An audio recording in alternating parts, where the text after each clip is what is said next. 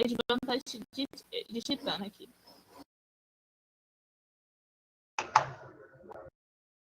Li, tem como falar com o pessoal da comunicação Poção Stories agora, convocando a galera também?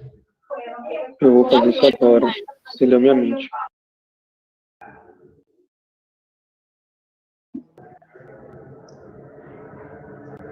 Começamos? Gente, já começamos. Bem-vindo, pessoal. Bem-vindo, galera. Vamos aí atualizando todo mundo desse aulão. Meu nome é Caio Cunha, faço parte da Diretoria de Educação da Gestão Avante. Estamos aqui com a professora Nívia Vasconcelos, a nossa intérprete Adriana, para proporcionar hoje essa aula de língua portuguesa para vocês. Mais tarde, às 18 horas, teremos também aula de matemática com o Vitor Rios, professor Vitor Rios. Espero que vocês curtam, espero que vocês consigam sanar suas dúvidas. O chat está aí à disposição a todo mundo que queira expor uma dúvida, interagir com a gente, interagir com a professora. E é isso, galera. Boa aula. Compartilhe com todo mundo que queira uma oportunidade para estudar e para esse Enem. A gente sabe que a situação da gente está um pouco complicada com essa pandemia. A gente tenta, ao máximo, acessibilizar a educação com essas propostas e também tornar ela democrática, sabe? A gente enfrenta um momento na pandemia meio complicado em relação à educação. Então, atitudes como essas são bem-vindas e têm que ser propagadas. Então, vou passar a palavra aqui para a professora Nívia, abrindo esse evento, abrindo o nosso aulão. Foi um projeto muito interessante da Diretoria de Educação, que foi abraçada pela gestão como um todo, pela Diretoria de Comunicação e pelo GT de Dica de Estudos. Eles só têm a agradecer a presença da professora e também da intérprete, e agradecer também ao DEPAI pela disponibilidade em estar trazendo acessibilidade aqui para o nosso evento. Como essa aula de língua portuguesa já é uma segunda língua para o pessoal de Libras, a gente não vai estar contando com a intérprete aqui ao longo da aula, mas ela vai estar trazendo as informações e todas as traduções necessárias para o nosso restante das aulas aí da nossa programação como toda. Sem mais delongas, aula de língua portuguesa com a professora Nívia Vasconcelos. Obrigado. Bom, gente, boa tarde. Obrigada aí para o Avante, obrigada também para o Dalvi, obrigada pelo IFBA. Esse momento realmente muito importante, nós nos apossarmos das tecnologias para poder proliferar o conhecimento, né? E aceitei esse convite com muita alegria, estou aqui honrada por participar desse momento. Eu vou abrir para vocês aqui uns slides para que a gente possa fazer uma apresentação também com um aspecto visual e a compreensão seja mais vasta, né? Se amplie as possibilidades de apreensão daquilo que eu tenho a dizer. Vamos lá, então. Vou compartilhar aqui a tela.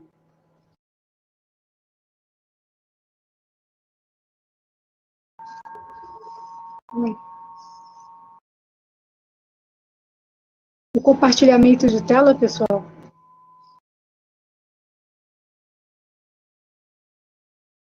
Pessoal da equipe, aí o compartilhamento de tela aqui não apareceu a possibilidade.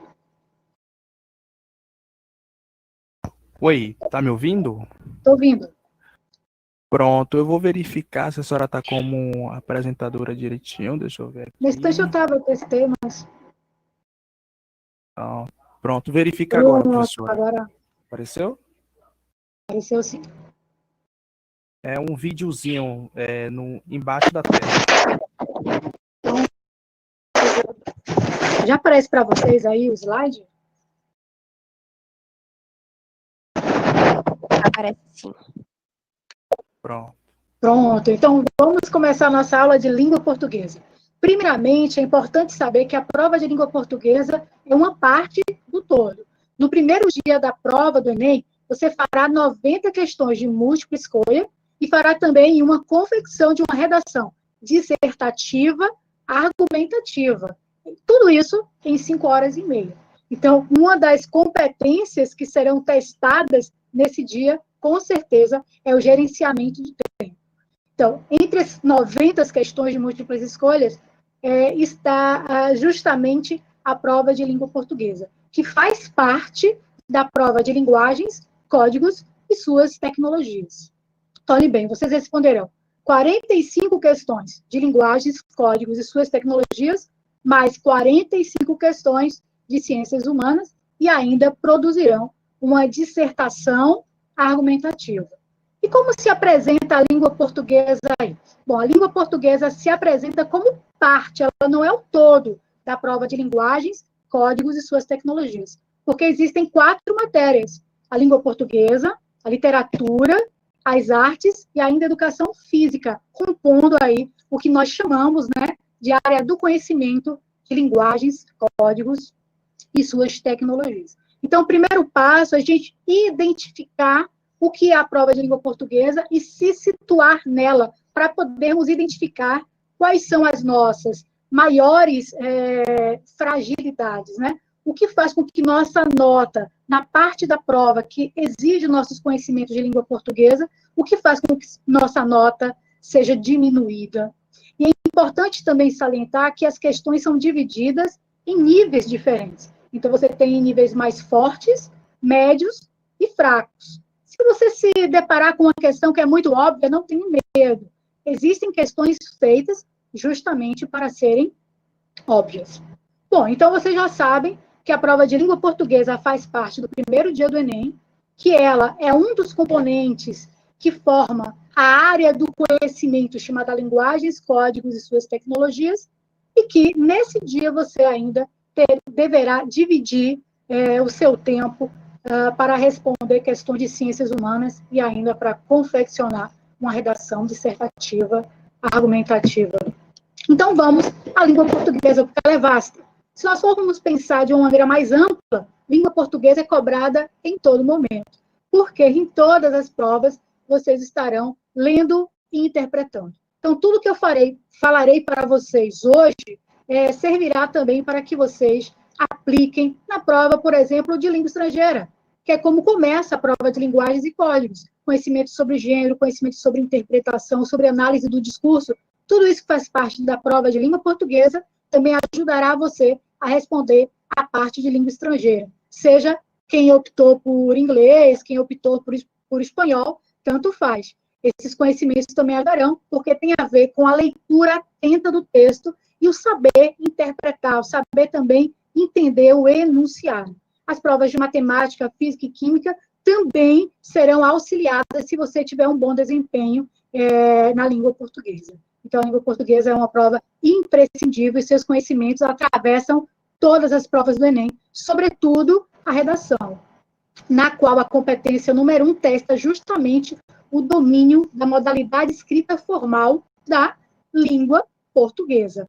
Então, olha bem, a língua portuguesa vai ser cobrada o tempo inteiro, só que de maneira mais específica nas 45 questões que fazem parte da área do conhecimento, linguagens, códigos e suas tecnologias. Então, vamos lá?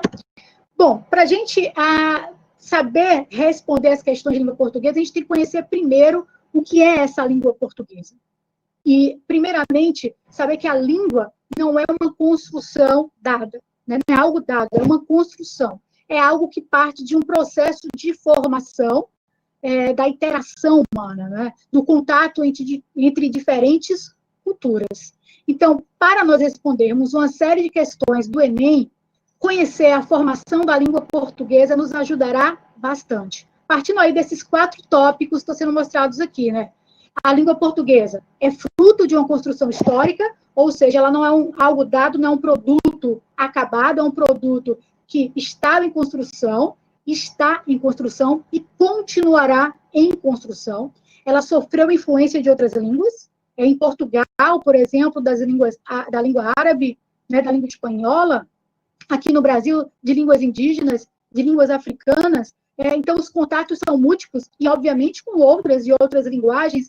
Quanto nós temos do inglês, por exemplo, já apropriados para o nosso dia a dia e que foram incorporados até mesmo no nosso dicionário, a palavra bike, por exemplo, né? Então, o contato cultural, o comercial, o andar do homem no mundo, né, a globalização, as relações entre as pessoas, as inter-relações, fazem com que a nossa língua também vá se transformando. Então, ela apresenta o quê? Ela apresenta dinamicidade. Dinamicidade, essa capacidade da língua de estar sempre se renovando. Se ela se renova é porque ela muda, ela altera, ela transforma, né? E, por fim, né, ela não é hierarquizante. Então, olha bem, como assim não é hierarquizante? Ela se transforma, sim, mas não quer dizer que a língua do passado é melhor do que a língua do presente ou vice-versa. Não quer dizer que a língua que meu pai fala é melhor do que a língua que eu falo, ou a língua que uma pessoa de uma determinada classe fala é melhor do que a outra. Então, a hierarquização da língua, quem faz são os homens, através de seus juízos de valor, dando prestígio a determinados registros em detrimento de outros. Mas a língua em si, ela não tem um código de valores, ela acontece, né? Ela vai acontecendo dentro dessas interações humanas. Então, a maneira de nós respondermos muitas das questões do Enem, às vezes, sem nem sequer lermos o texto que faz parte da questão, às vezes apenas o enunciado e as alternativas já são suficientes para que nós possamos responder, se nós soubermos que a língua não é engessada, ou seja, ela é dinâmica, ela muda, ela altera sempre, essa alteração não tem uma carga pejorativa, pelo contrário, a língua, por ser dinâmica, vai se alterar naturalmente, então é uma característica própria da língua, essa alteração, essas permutas, essa renovação do vocabulário, da sintaxe, então ela é dinâmica e ela não é hierárquica, certo? E uma informação importante, nenhuma língua é pura. As pessoas que tentam defender a todo custo a pureza da língua estão defendendo o indefensável, porque a pureza da língua é algo inalcançável. Nenhuma língua é pura, já que ela vem justamente da mistura, né? Você tem na língua portuguesa palavras de origem grega, de origem latina, com influência árabe, com influência indígena, com influência africana, com influência inglesa. Então, você tem várias influências, e isso vai depender muito do contexto histórico-social. A França, por exemplo, o seu francês era a grande influenciadora no século XIX. No século XX, passou a ser o inglês. Então, veja, as coisas vão mudando. No Brasil, já houve uma época em que uma língua geral muito mais próxima do tupi era falada do que a língua portuguesa, em muitos lugares do Sudeste. Então, veja como o processo sociolinguístico, né, histórico, vai modificando os falares e aquilo que se torna preponderante ou hegemônico, certo? Então, a palavra-chave aí para a formação da língua é que a língua, ela tem, por princípio, a comunicação. A língua quer comunicar. Quem faz juízos de valor a partir dessa comunicação somos nós, né? E esses juízos de valor geralmente demonstram preconceitos linguísticos. Então, nenhuma questão que defenda o preconceito linguístico será adequada.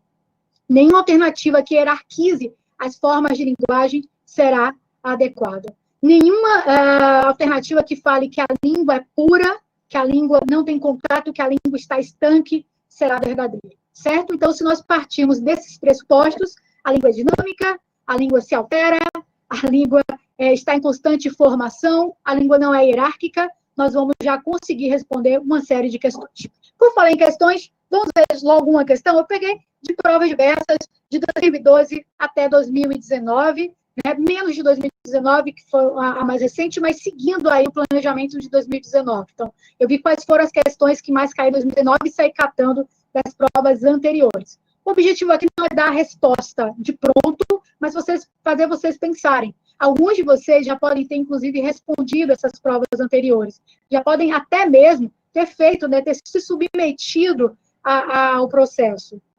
Aqui, o que a gente quer é mostrar como fazer esse processo de uma maneira mais dinâmica, de uma maneira mais eficaz, de uma maneira mais eficiente, né?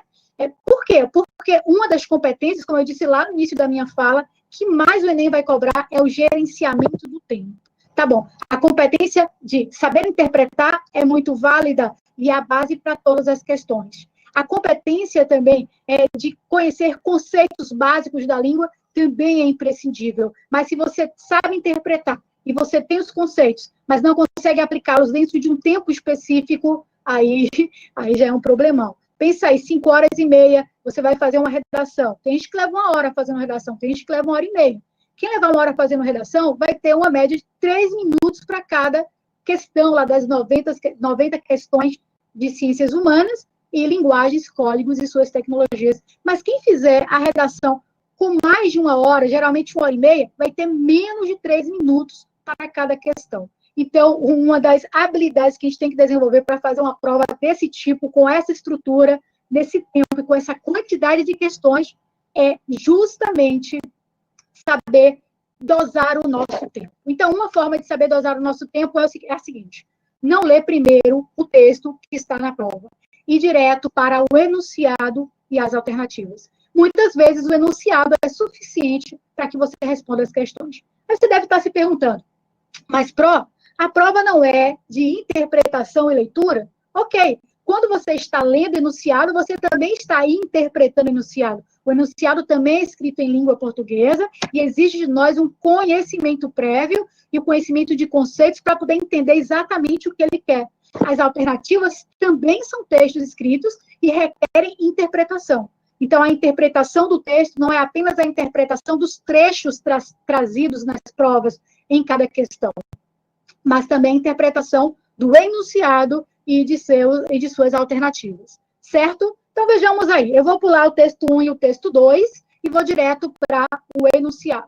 Quando nós usamos essa prática, nós voltamos para o texto, que a gente vai chamar aqui de texto base, né? A gente volta para esse texto base com muito mais consciência da leitura, porque agora com a leitura guiada.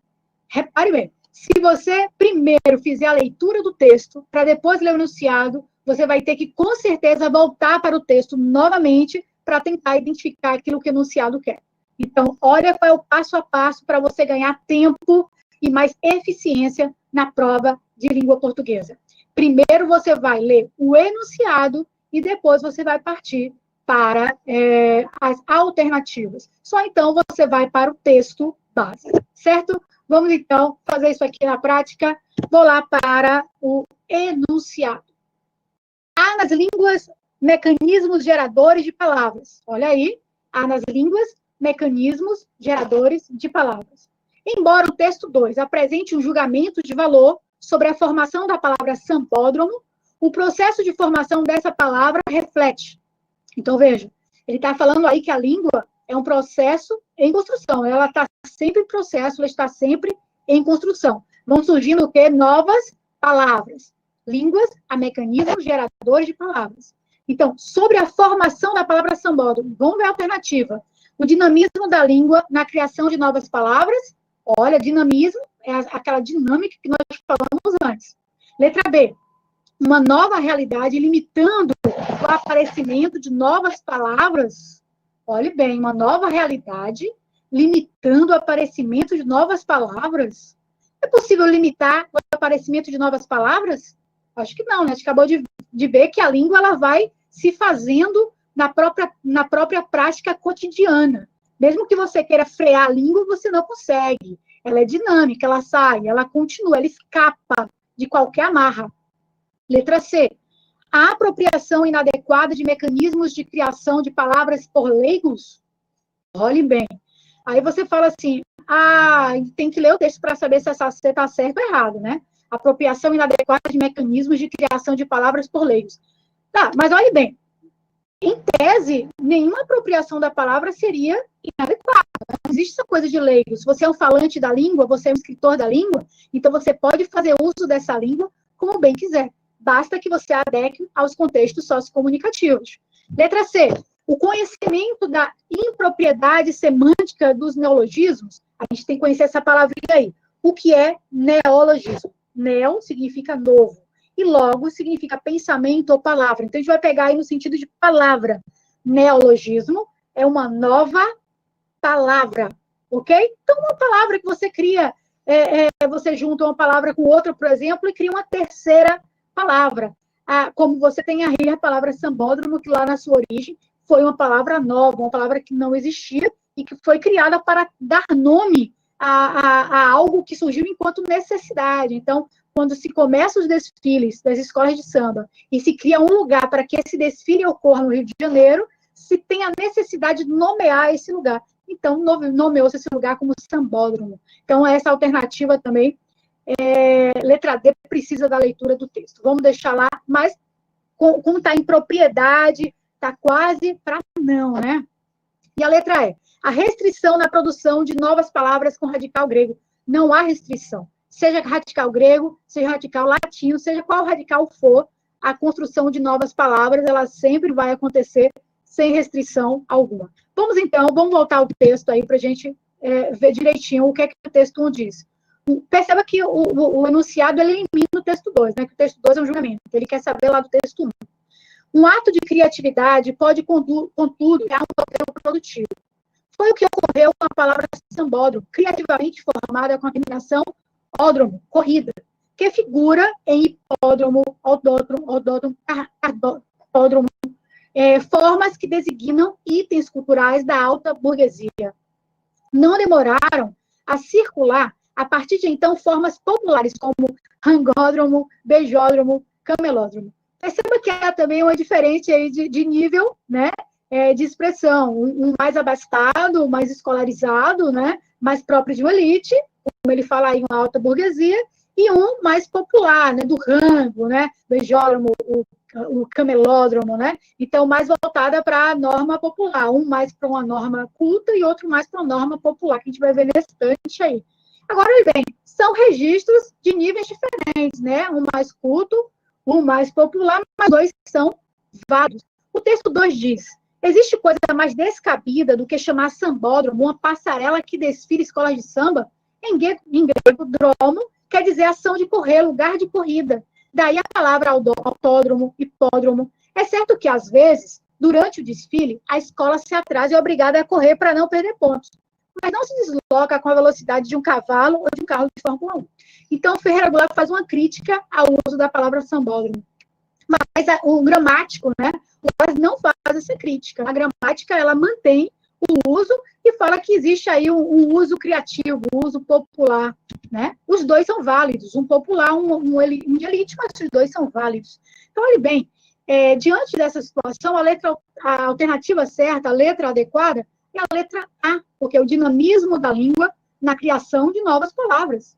Então, a elite, para atender às suas necessidades comunicativas, buscou do grego e criou, né, as suas palavras, enquanto que aqueles que faziam parte de uma classe econômica menos abastada também tiveram as suas necessidades e construíram novas palavras. Então, há um dinamismo. A palavra dromo não necessariamente vai significar sempre corrida, ela vai ganhando novas significações, passou a ser um lugar de desfile, por exemplo, no lugar da palavra sambódromo. Certo? Então, alternativa certa, a letra A. Olha esse agora. Esse agora mistura a linguagem verbal e não verbal. O Enem adora trabalhar com imagens.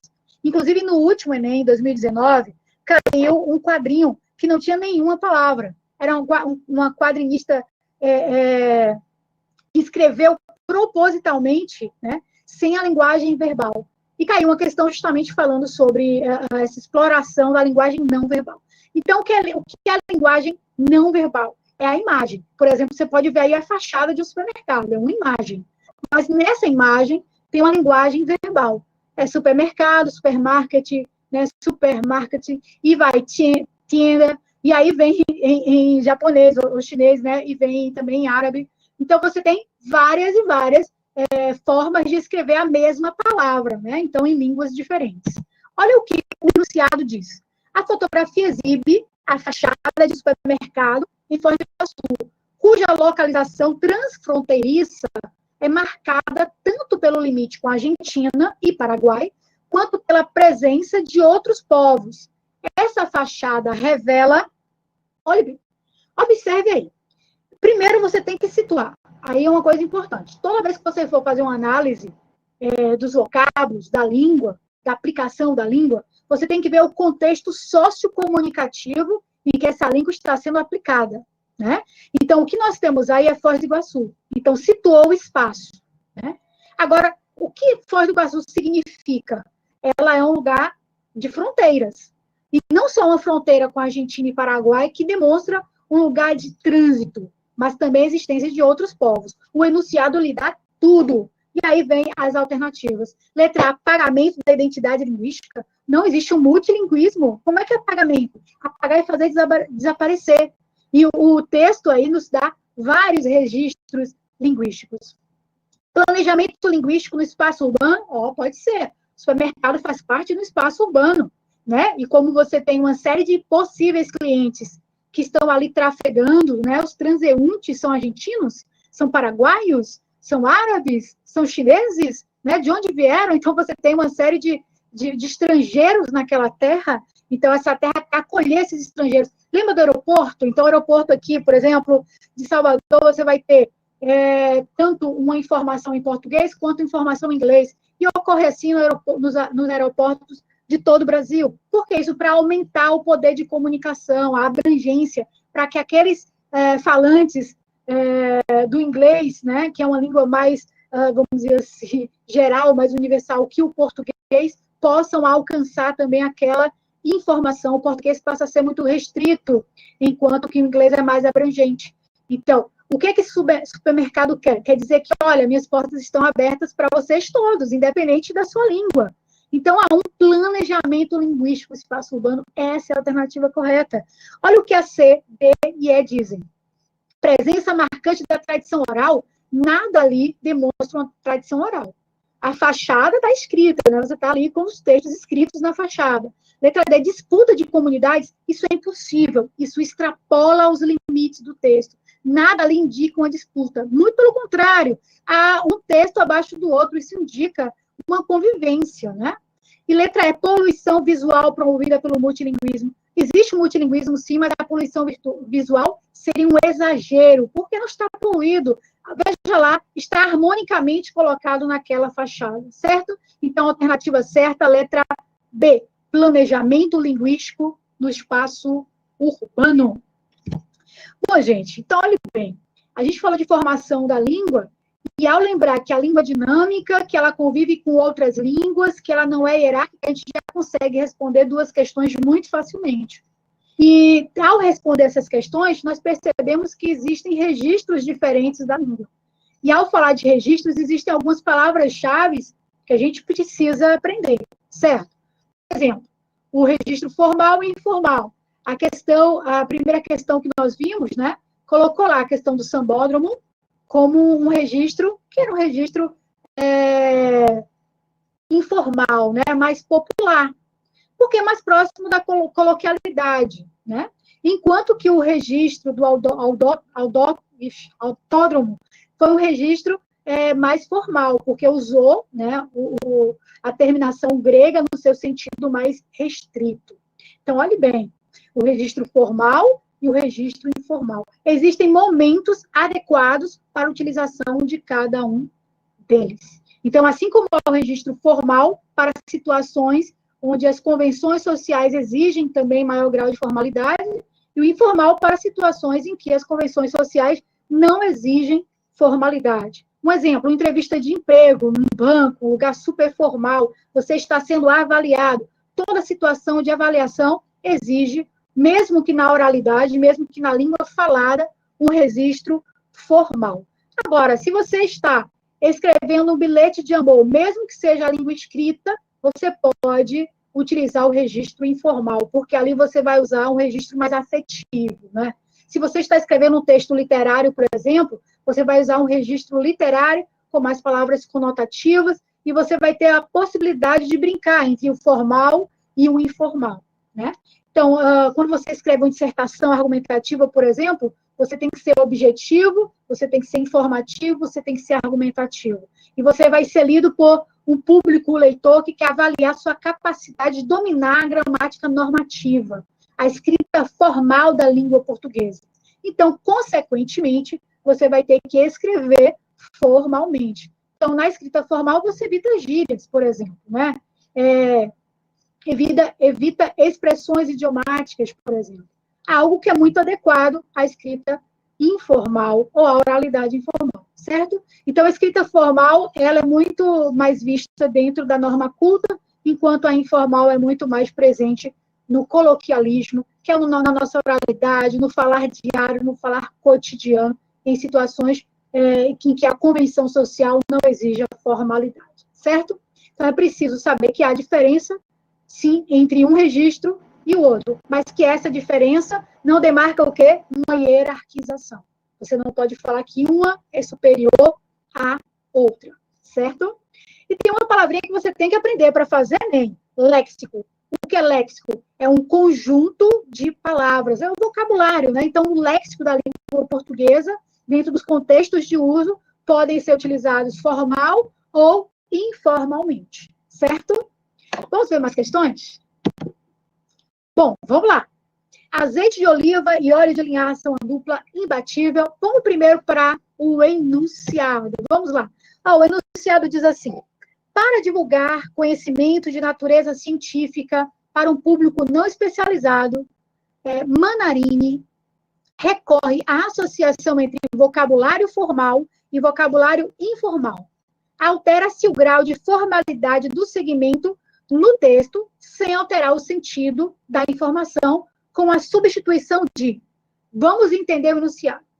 Então, veja lá que ele usou um gênero, que é um texto de natureza científica. O objetivo do texto de natureza científica é informar, certo? Agora, olhe bem, o que é que ele faz? Ele recorre ao vocabulário formal e informal. Para o quê? Para aumentar, para ampliar a possibilidade de compreensão do público leitor, certo? Então, você tem que assinalar a alternativa em que há uma mudança de grau, do formal para o informal. Então, o grau de formalidade de segmento sem alterar o sentido da informação. Então, mantém-se o sentido, mas o grau muda. Então, toda vez que o Enem falar em mudança de grau de formalidade, você vai sair do registro formal para o registro informal ou sair do registro informal para o registro formal. Vamos ver? Olha aqui. Letra A. Dá um chega para lá no diabetes, pô, manda embora o diabetes. Perceba que tanto dá um chega para lá quanto manda embora são informais, estão dentro da nossa coloquialidade. Pensa aí, você falaria assim numa entrevista de emprego? Você usaria essa expressão na dissertação argumentativa? Com certeza não. Então, se a convenção social fala que essa expressão não é adequada para uma situação formal, todas as duas aí estão inadequadas para ser a nossa resposta.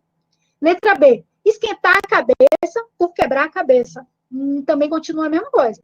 Continua a mesma coisa, continua informal. Não fique esquentando a cabeça com essa alternativa. Para de quebrar a cabeça com essa alternativa. Vamos para a próxima, porque essa aí está errada. Letra C. Bate um bolão e, pô, é um show. Também são dois registros completamente informais. Perceba que ele está mantendo o sentido da informação, mas não está mudando o grau de formalidade. Eu mesmo agora acabei de falar, não tá. Eu fui nesse momento informal, eu colocar o registro tá em vez de estar. Então, a aula tem disso, né? A aula constrói-se uma relação mista entre o registro. Tem hora que você vai ser mais formal, tem hora que será menos formal para ganhar uma dinamicidade. A mesma coisa aí que o autor do texto fez, misturou os graus de formalidade. Olha a letra D, juntinhos e misturadinhos. Perceba que os dois também mantêm o grau de informalidade. Mantém o sentido, mas não muda o grau de formalidade, então não está certo. Perceba, gente, por exclusão, sem nem ter lido o texto base, eu já sei que a alternativa certa é a alternativa E. Observe, por trás de encrencas, por causadora de problemas, né? O que traz encrenca é que traz problema. Só que quando eu falo que traz encrenca, eu estou falando informalmente. Quando eu falo causadora de problemas, eu já estou usando um registro formal. Né? Eu posso colocar isso numa redação dissertativa argumentativa? Posso. Eu posso falar, por exemplo, que a não distribuição equitativa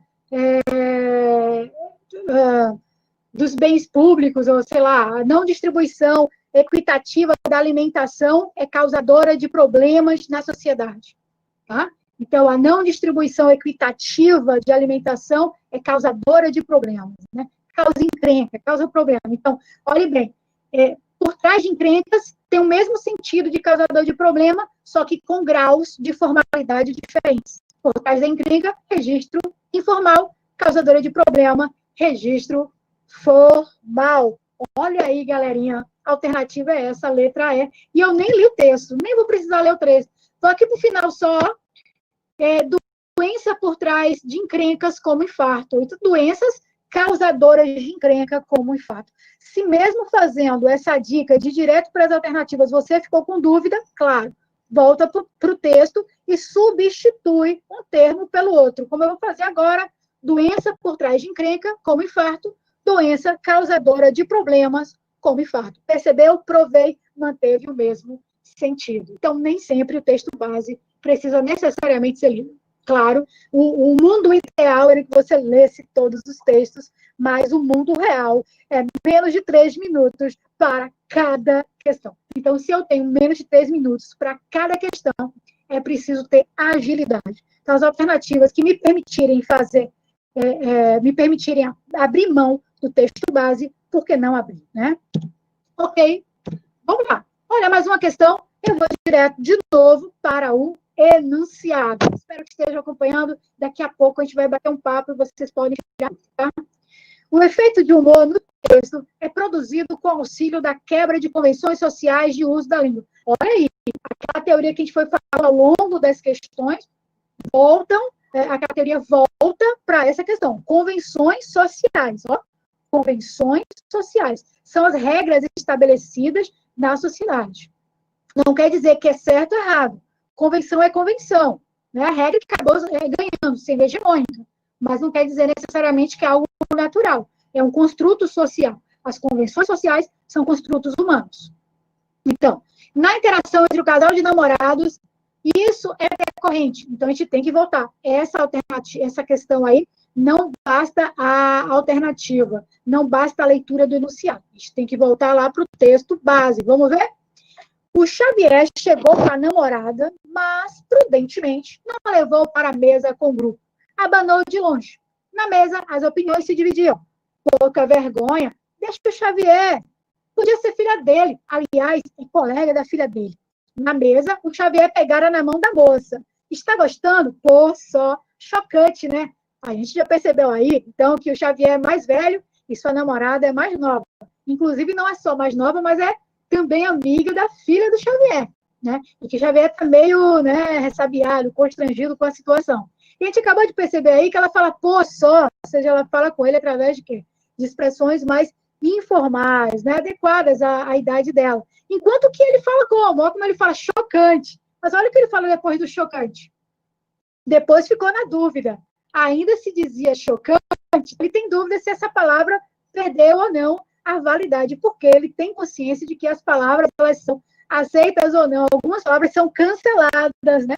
Como a palavra cancelar, por exemplo, agora está na moda, né? Depois vai ser outra palavra, né? Então, antigamente você tinha broto para se referir a uma menina, a um menino bonito. Hoje você fala assim, o meu crush, né? É só porque você se sentiu atraída, né? Então, as palavras mudam, né? São dinâmicas.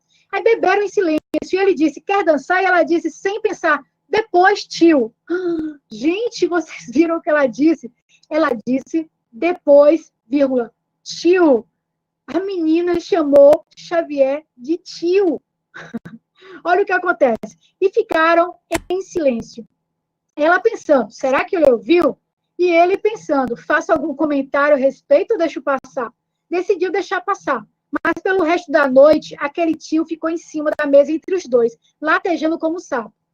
Ele a levou para casa, depois voltou, sentou com os amigos. Aí Xavier e a namorada, ele não respondeu. Então, perceba que tudo bem você utilizar tio, né, para um amigo, para o pai da sua amiga. Então, muitas vezes, né, o pai da amiga, eu mesmo já chamei pai, mãe de minha amiga de tio, tia, mas chamar o seu namorado de tio, a convenção social aceita esse tipo de uso da língua? Eu acho que não, né? Então, olha lá a letra A, do registro inadequado para a interlocução em contexto romântico. Olha aí, facinho, facinho na cara, logo a primeira alternativa. Quando a gente chegou ali em tio, a resposta já estava dada. Você não vai chamar o seu namorado de tio, né? A convenção social não aceita isso. Você vai chamar de amor, de benzinho, de bebê, de mozão, mas de tio, não, né? Reforçando a diferença de idade entre os dois. Olha o que diz a letra B. A letra B diz, da iniciativa de discutir formalmente a relação amorosa? Não, nada a ver. Das avaliações de escolhas lexicais pelos frequentadores do bar? Extrapola absurdamente. Das gírias distorcidas intencionalmente na fala do namorado? Ele aplicou uma gíria, mas não a distorceu. Do uso de expressões populares nas investidas amorosas do homem? Não, ele já chega com a namorada, não há um investimento amoroso, né? Então, a alternativa adequada mesmo, logo de cara, alternativa A. Professora, o compartilhamento de tela saiu. Saiu? Vou retornar, então.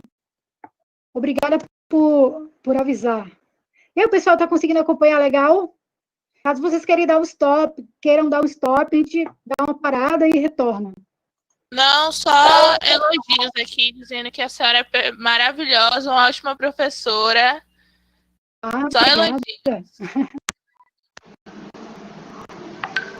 Vamos lá, então. Nós estamos... Tá dando para ver agora? Assim. Conseguiu ver? Sim? Então, vamos lá. Estão acompanhando? Perceba como a gente ganha dinamicidade, ganha rapidez. Vamos responder com eficiência aí todos os textos. Olhe bem, assim como a língua tem uma formação que está sempre em construção, e como ela é dinâmica, né? Como ela não é hierárquica, e como ela varia de grau de formalidade dentro das convenções sociais, a língua também tem uma variação de acordo com outros elementos estabelecidos. Por exemplo, o espaço, a classe social, o tempo histórico, a situação que você vive, e aí nós chegamos às chamadas variação, né? As variações linguísticas. Então, a variação linguística nada mais é do que diferentes formas de realização da língua. É como se fosse poliglota sua própria língua. Né? Falando sobre português, você é um poliglota. Acho que está vazando o áudio aí de alguém, um latido, alguma coisa assim. Então, você pode ser poliglota de sua própria língua. Como assim? Como assim, Pro? Vou explicar. Observe o seguinte. Se você está no seu seio familiar, você pode falar de uma maneira coloquial, utilizando o registro informal e abrir mão de gírias. Né? Você pode abrir mão também de uma linguagem afetiva, né? De uma linguagem que o próprio nome diz, uma linguagem familiar, ou seja, uma linguagem muito mais subjetiva, né? Que demonstre afetos. Quando você está numa sala de aula, lidando diretamente com o professor, você adequa a sua linguagem. Então, se na sua casa, no aconchego do celular, por exemplo, você xinga, quem xinga aí? Cá para nós, eu xingo de vez em quando. Todos nós xingamos em algum momento do dia, né? Aquele tropeção, né? Aquela raiva. Eu mesma estou com chikungunya já há 2 meses. De vez em quando eu xingo a chikungunya. Ficou difícil falar isso, hein? Xingo a chikungunya. Falo, poxa, essa chikungunya ainda está em mim. Então, mas observa, o que eu quero dizer é que todos nós temos uma variedade de possibilidades de realização da língua. Eu xingo aqui em casa, né, entre 4 paredes, de maneira informal entre os meus familiares, mas eu não vou xingar na sala de aula. Isso demonstra uma capacidade minha de adaptação. Não é que o xingamento é necessariamente errado, não, o xingamento, às vezes, para que nós possamos colocar até para fora aquilo que nos afeta e aprisiona, aquilo que de alguma forma está nos reprimindo, é até necessário, né? Para não enlouquecermos. Mas o xingamento, ele não vai ser adequado em todas as circunstâncias. Inclusive, há circunstâncias nas quais, melhor dizendo, o xingamento torna-se até mesmo um elogio. Eu posso falar para um aluno, eita, aluno! Pim, né? Esse aluno é inteligente para pim. Então, aí o xingamento deixou de ser algo pejorativo, passou a ser algo elogioso. Então, isso é um processo de quê? É um processo de variação da língua. E nós temos 4 nomezinhos técnicos: diatópica, diacrônica, diastrática e diafásica. Esses 4 nomes técnicos podem ser substituídos por regional, histórica, social e situacional. E o que isso significa? Eu disse para vocês que a língua está sempre em constante mudança. E eu falei muito da mudança diacrônica, né, da mudança com o passar do tempo. As questões que nós vimos falaram muito dessa mudança com o passar do tempo, né? Então, por exemplo, chocante aí que o namorado falou, não é mais tão habitual, né? Você não fala assim, você vai falar fulano lacrou. Né? Se fulano chocou a sociedade, fulano lacrou. Então, lacrou é mais atual do que lacrar é mais atual do que chocar, né? E por aí vai. Então, a gente falou muito dessa diferença diacrônica, que é uma diferença histórica, de tempo para tempo. Pode ser de um século para o outro, pode ser de uma geração para outra. É a diferença do linguajar, por exemplo, do filho para o pai, né? Do professor para o aluno, né? Tem uma diferença também ali dentro do processo temporal, né? O professor geralmente mais velho, o aluno geralmente mais novo. Mas existe também uma variação regional, que é uma variação de espaço, né? De um espaço para o outro, aquela velha história do aipim e da mandioca. Agora, olhe bem, eu disse para vocês que a língua não é hierarquizante. Nós temos essa tendência a falar que existe uma língua de mais prestígio, porque a sociedade, infelizmente, ela só existe com base em diferenças que tentam inferiorizar o outro, né? Então, acontece isso também com a língua.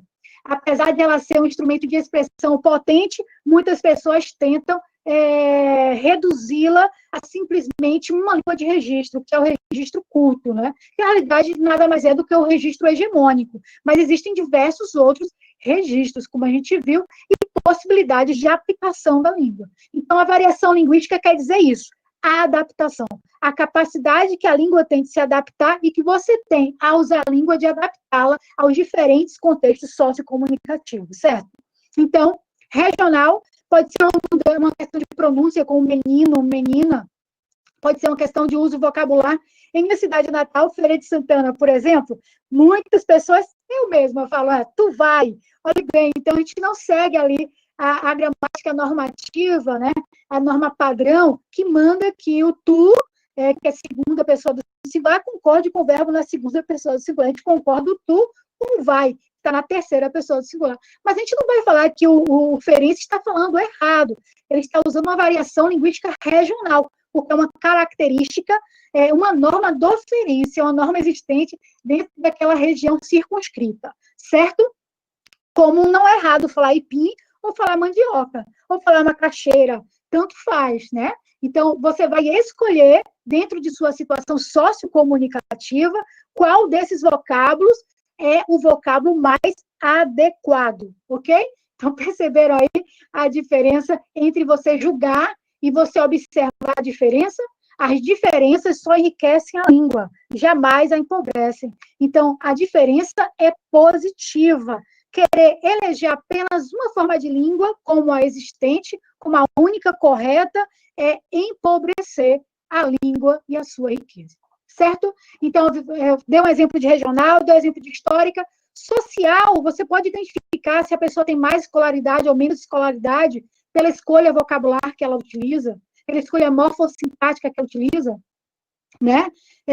A situacional também, porque você pode estar sendo... você pode estar no trabalho, então o indivíduo é médico, ele vai usar termos médicos ali, né?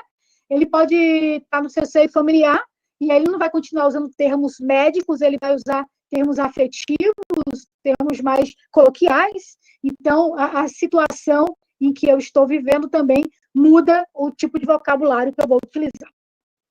Então, veja aí que a variação linguística, a depender do momento que eu estou, eu vou variar. Vamos ver isso no texto? Vamos lá.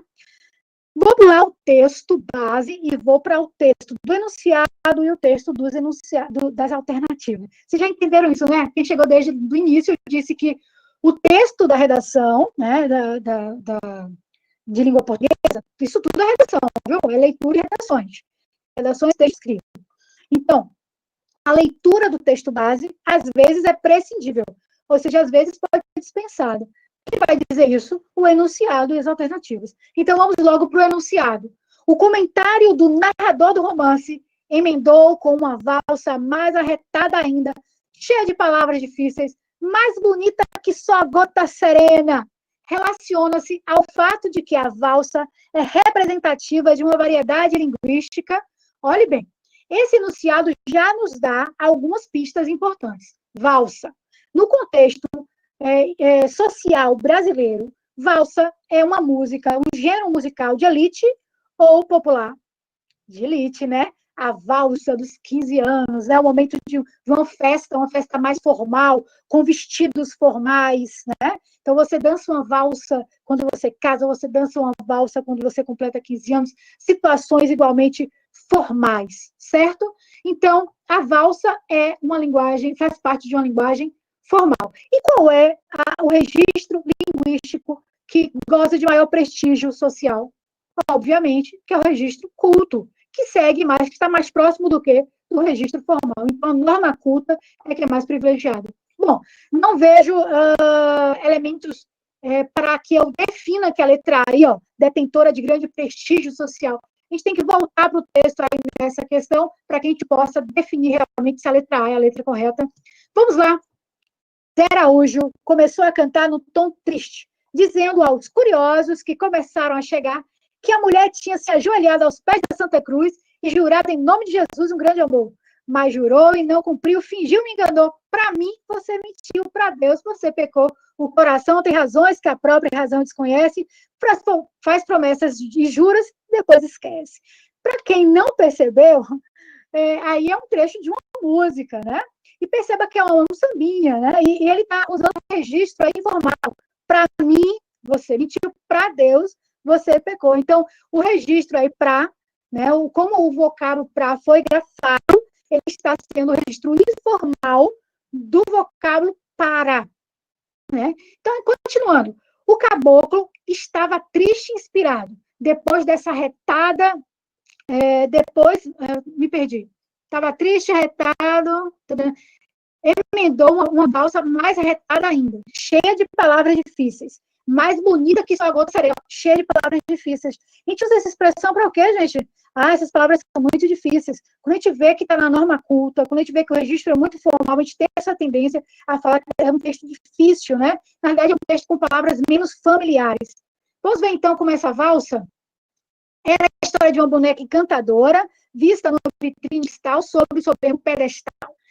Zé Araújo fechava os olhos e soltava a voz. Seus cabelos tinham a cor do sol irradiar fulvos raios de amor. Seus olhos eram circúnvacos do romantismo azul dos lagos, mãos lineais, os braços divinais, um corpo alvo sem par, e os pés muito pequenos. Enfim, eu vi nesta boneca uma perfeita Vênus.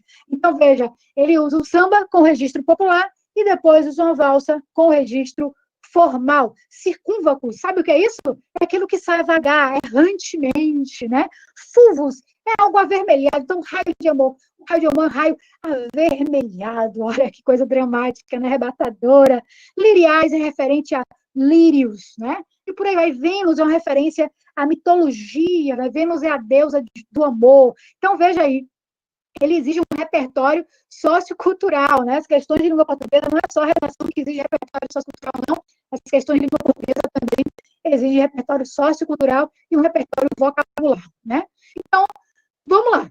Ele compara aí um samba com registro informal com a valsa com registro formal. E quando ele fala da valsa, ele fala que tem palavras difíceis, mas é bonita, né? Então, relaciona-se ao fato de que essa valsa é representativa de uma variedade da cultura de grande prestígio social. Então, basta você notar que quando ele fala a palavra difícil ali, está dentro da norma culta, né? E a norma culta dentro da sociedade brasileira é a norma de maior prestígio social, certo? Então, ela que determinará muitas das formas de uso como certa ou errada. Apesar da variação linguística não trabalhar com a ideia de certo ou errado, e sim trabalhar com a ideia de adaptado ou inadaptado à situação sociocultural. Vamos ver as outras alternativas? Específica da modalidade oral da língua? Não. Previsível para o contexto social da narrativa? Não, imprevisível. O cara começar a recitar um samba e partir para uma valsa? Foi imprevisível. Constituída de construções sintáticas complexas, ele não foca a organização da oração, ele foca as palavras, os vocábulos, o léxico, então palavras difíceis. E valoriza mais o conteúdo em detrimento da forma. Não, o conteúdo é o que quis dizer. Ele está prestando atenção no como disse, né, no uso dessas palavras, em quais palavras foram utilizadas, e não o que se comunicou por meio dessas palavras. A única alternativa, possível alternativa, a detentora de grande prestígio social. Então, toda vez que o Enem falar sobre a norma culta, ela é detentora, sim, de prestígio social, certo? Agora, obviamente, isso não faz dela uma língua melhor, né? Uma forma de realizar a língua melhor do que outra. Ela é adequada a determinadas situações, como a informal, como o registro, como a norma popular também vai ser adequada a outras situações. Imaginem-se num contexto informal, utilizando uma linguagem altamente formal. Isso é descabido, isso é inadequado. Então, por vezes, usar o vocábulo formal é também um equívoco, certo? Então, você vai lidar com o adequado e inadequado. Vamos seguir aí, em bom português, mais uma questão aí sobre essa variação linguística. A língua varia no tempo, no espaço e em diferentes classes socioculturais. O texto exemplifica essa característica da língua, evidenciando o quê? Olhe bem, tem uma característica do Enem. Ele traz no enunciado, muitas vezes, os conceitos, as definições, às vezes, até mesmo exemplos. Então, aí ele diz, a língua varia no tempo, que é a variação diacrônica, né, aquela variação histórica, no espaço, que é a variação diatópica, que é aquela variação regional, de um lugar para o outro, em diferentes classes socioculturais, que é aquela variação ligada à sociedade, à diastrática, certo? Que estrático vem de extrato social, né? Eu sei que se a pessoa tem mais escolaridade ou menos escolaridade, está numa classe mais abastada ou menos abastada, então as escolhas vocabulares, sintáticos, semânticas, acabam denunciando um pouco de que grupo social você faz parte. O texto exemplifica essa característica da língua, evidenciando o quê? Vamos ver se dá para responder sem ler o texto? O uso de palavras novas deve ser incentivado em detrimento das antigas, em detrimento. E aí, em detrimento, vamos ver, a utilização de inovações no léxico é percebida na comparação de gerações. O emprego de palavras com sentidos diferentes caracteriza a diversidade geográfica. Percebam que essas alternativas exigem a leitura do texto base. Então, a gente volta para o texto base. Mas vamos acabar de ler as alternativas para a gente já ir direcionada lá. A pronúncia e o vocabulário são aspectos identificadores da classe social a que pertence o falante. Será? O modo de falar específico de pessoas de diferentes faixas etárias é frequente em todas as regiões. Vamos ver, então, o que o texto nos diz. No Brasil, as palavras envelhecem e caem como folhas secas. Não é somente pela gíria que a gente é apanhada. Aliás, já não se usa mais a primeira pessoa, tanto no singular como tudo é a gente. A própria linguagem corrente vai se renovando e a cada dia uma parte do léxico cai em desuso. Perceba que a terceira questão que usa a palavra léxico. Minha amiga Lila, que vive descobrindo essas coisas, chamou minha atenção para os que falam assim. Assisti a uma fita de cinema com um artista que representa muito bem. Perceba que a introdução já indica para a gente uma ideia histórica, né? Uma ideia histórica, uma passagem de tempo, né, galerinha? Dá para ver aí, né? Porque as folhas envelhecem. O que envelhece é com o passar do tempo, gente. Com o passar do tempo é diacrônico, é histórico. Mas vamos ver. Quem fala fita de cinema? Acho que ninguém mais fala fita de cinema, né? Aí ele diz, os que acharam natural essa frase, cuidado, não saberão dizer que viram um filme com um ator que trabalha bem. Irão dizer banho de mar em vez de a praia. Vestido de roupa de banho em vez de biquíni. Nem precisa acabar de ler o texto. Perceba que ele está usando expressões mais antigas com expressões mais renovadas, né? Mais atuais. Ok? Então, vamos aí para a alternativa. Qual seria a alternativa correta? Olhe bem, letra A, o uso de palavras novas deve ser incentivado em detrimento das antigas? Não. Olha o que eu disse, é um processo natural, não é uma questão de alguém incentivar ou alguém se contrapor. Não, ela acontece naturalmente. Então, está fora a letra A. Letra B, a utilização de inovações do léxico é percebida na comparação de... Olha aí, se eu falava de uma forma e agora se fala de outra forma, né? Então, houve uma alteração, uma inovação, algo novo aí. Perceba que não há algo hierárquico. Quando eu comparo a maneira de falar de uma geração com outra, eu percebo que a língua muda, que ela transforma. Então, olhe bem lá, quando eu falei de formação da língua, registro da língua, variação do alternativa certa, a letra B. Alguém ficou com dúvidas? Aí, ó, a utilização de inovações no léxico é percebida na utilização de inovações. Ele sai comparando. Olha aqui, ó. Compararão um automóvel em vez de comprarão, melhor dizendo, comprarão um automóvel em vez de comprar um carro. Pegarão um defluxo em vez de resfriado. Ele está comparando maneiras diferentes de dizer de geração para geração. Então, aí é um exemplo de variação linguística diacrônica, histórica. E se a língua varia, os gêneros que são construídos com essa língua também varia.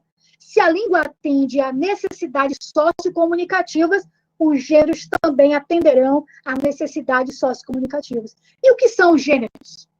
Gêneros são as classificações dos textos. Perceba, você está vendo algo errado em sua escola, você quer fazer uma denúncia, você pode fazer uma carta aberta, mas você quer assinar para ganhar mais credibilidade e você quer apoio de outras pessoas. Então, você quer que muitas pessoas assinem com você. Então, você vai fazer um abaixo-assinado, né? Você quer emitir uma opinião sobre algo. Então, você vai fazer um artigo de opinião, né? E assim sucessivamente. Para cada necessidade sociocomunicativa, um gênero surge.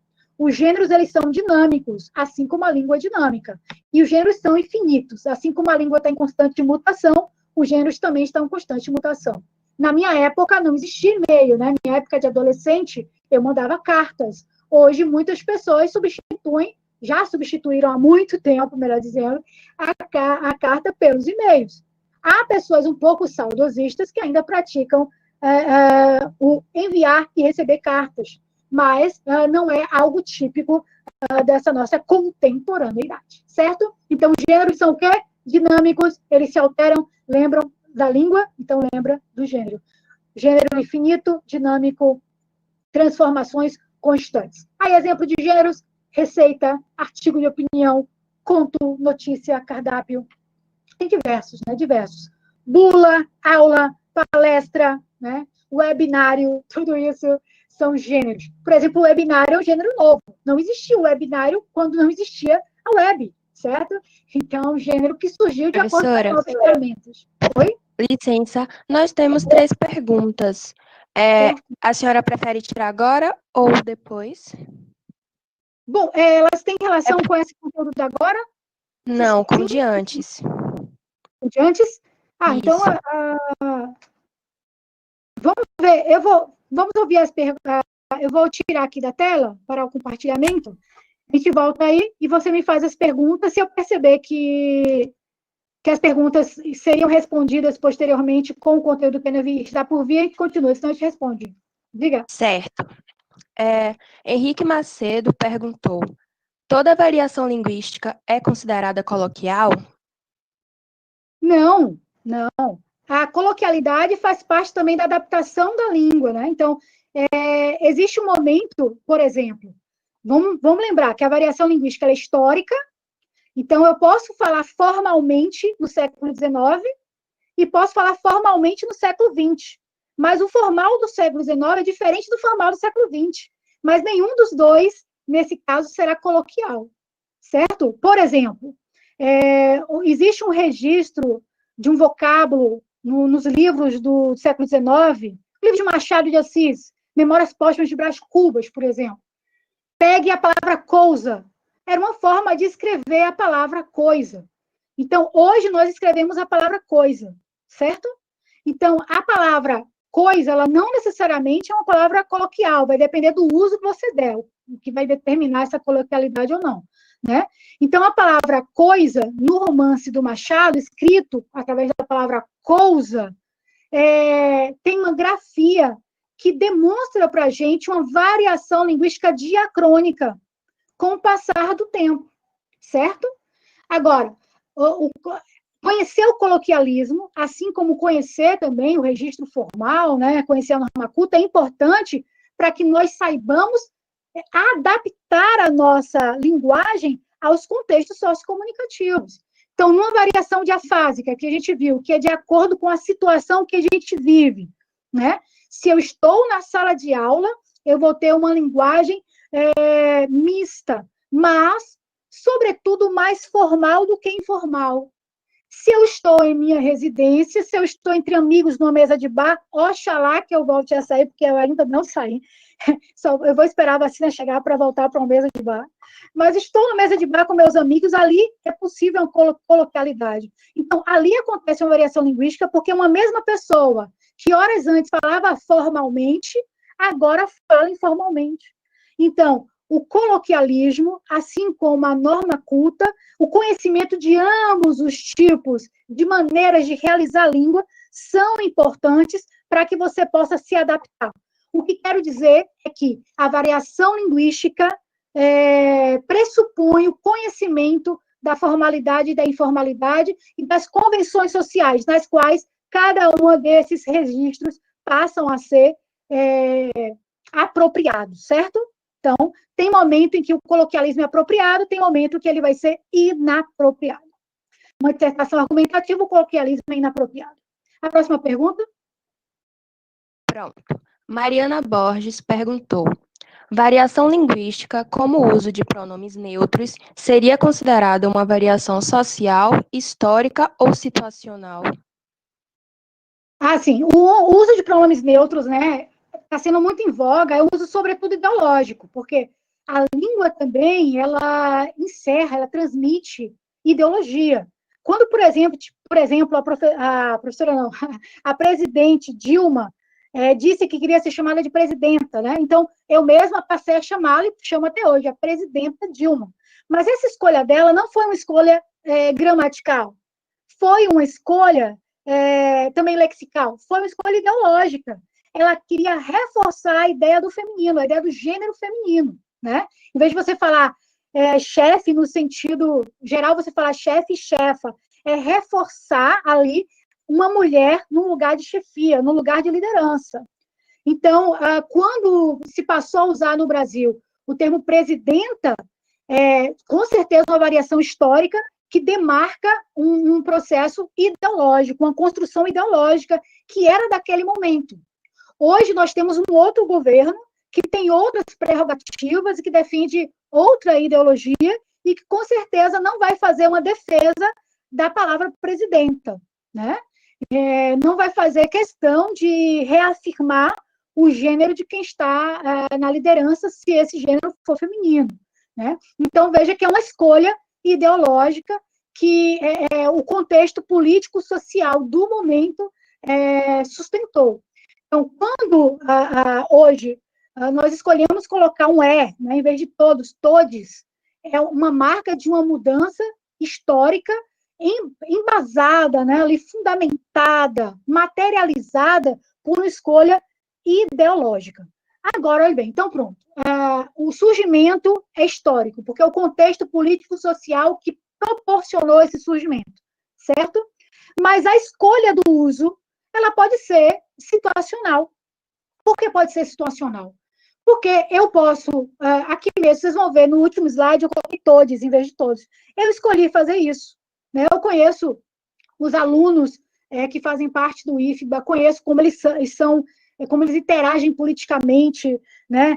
Mas poderia haver uma situação em que todos poderia ser considerado inadequado, então eu utilizaria todos. Então, nesse caso, usar todos ou todos, optar por todos ou todes, seria uma escolha não mais meramente ideológica ou uma consequência histórica, mas seria situacional, porque é a situação em que cabe escrever todos e a situação em que a gramática vai ser a preponderante, a norma prestigiada, então eu vou ter que escrever todos, vou ser obrigada a escrever todos. Numa dissertação argumentativa, por exemplo, ele quer saber da escrita formal da língua, então eu tenho que ser mais padrão, logo eu vou evitar o uso ideológico do neutro, certo? Lembrando que o uso do neutro é um uso histórico também, lá o latim tinha um neutro, então o que as pessoas estão fazendo contemporaneamente é revisitando algo que o latim tinha, né, que é o registro neutro, né, que nós temos também no inglês. Vamos lá. E aí, tem mais uma, foram 3, né? Mais então, não, são só essas 2 perguntas mesmo. Essas 2? Tá bom. Então, pergunta para o pessoal se a dúvida foi esclarecida. Espero que sim. Se não, pode interromper de novo. Então, eu gostei de ficar nesse fluxo com perguntas. O pessoal fez perguntas realmente voltadas para o conteúdo ministrado. Então, eu vou voltar para o slide e a qualquer momento vocês podem me interromper. Certinho? Certo. É até mais dinâmico. Vamos lá. Já vou abrir de novo aqui. Então, gente, muito boas as perguntas, hein? Muito boas as perguntas. Então, seguindo essas mudanças aí, né, linguísticas, os gêneros também mudam, né? Eles vão sendo alterados, vão sendo... Não está querendo abrir grande. Eles vão sendo atualizados, né? Me responda aí se vocês estão conseguindo ver o compartilhamento. Tenta apertar F5 Pro. Apertei. Já. Pronto. Estão vendo grande agora? Isso, estamos. Pronto, perfeito. Então, espero que vocês tenham entendido, voltando agora, espero que vocês tenham entendido o que é gênero. Então, gênero é a classificação dos textos. E os textos, eles circulam na sociedade para atender às nossas necessidades sociocomunicativas. Tanto, por exemplo, você saiu, sua mãe ainda estava dormindo. Aí você quer deixar o quê para ela? Um recado. Você coloca um bilhete na geladeira. Bilhete é um gênero. Aí você chega na escola e a professora pede para você escrever uma crônica sobre o seu final de semana. Crônica é um gênero. Aí você sai da aula de redação e você entra, sei lá, numa aula lá técnica e pede que você faça um relatório. Relatório é um gênero. E cada gênero vai ter as suas características, né, suas peculiaridades e a sua finalidade. Olhe bem, o Enem pega muito no pé da finalidade. Você tem que ver qual é a função sociocomunicativa dos gêneros. E isso diz muito sobre os tipos textuais. Então, nós temos 5 tipos textuais. Ao contrário dos gêneros, que são ilimitados, eu coloquei aí 5, mas tem 10, tem 20, tem 30, tem 1000. Tem diversos gêneros circulando na sociedade. Aula, palestra, webinário, e-mail, bilhete, carta, abaixo-assinado, carta aberta, carta familiar, carta argumentativa, enfim, né? Tem diversos, carta ao leitor, né? Editorial, reportagem, notícia, quadrinho, charge, meme, tudo isso são tipos de gêneros textuais. Bom, e esses gêneros textuais têm estruturas fixas, né, próprias, que têm a ver com a sua finalidade, que é a finalidade de informar, de argumentar, de contar, de expor e de descrever, que formam justamente esses 5 tipos textuais. Injuntivo, que é próprio, por exemplo, da receita, né?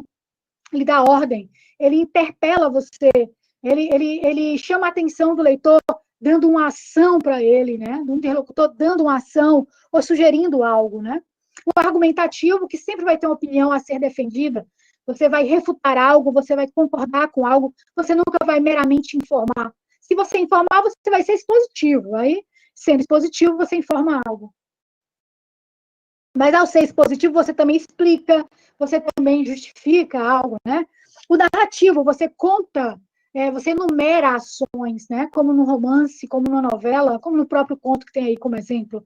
E o descritivo, você enumera características, sejam essas características físicas ou psicológicas. Então, o texto descritivo, ele é próprio do gênero como cardápio, né? Que vai descrever aí o que o estrogonofe, vai falar qual é o molho de estrogonofe, vai falar quais são os ingredientes do estrogonofe, e etc.